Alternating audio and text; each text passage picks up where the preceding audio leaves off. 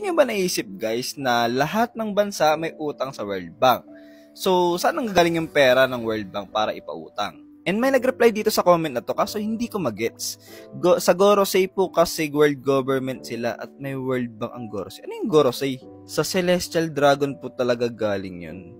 Di ko alam, dami nagla-like. Ano yung Celestial Dragon? Kumpanya ba yan?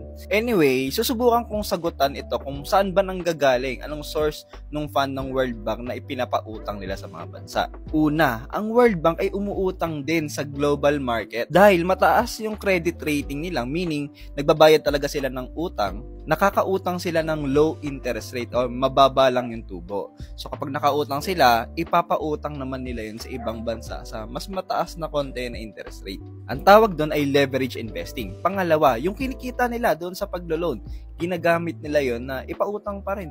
Pangatlo, contribution from member countries. Since World Bank is made up of member countries, yung mga bansa na yon is nagko-contribute, nagbibigay ng kapital para gamitin ng World Bank na ipautang o for financial assistance sa ibang bansa. Sa totoo lang, ang sunod na magandang tanong dito, paano nakaka-apekto yung pagpapautang ng World Bank sa mga ekonomiya ng developing countries? So yun, kung excited kayo doon, click nyo na plus sign.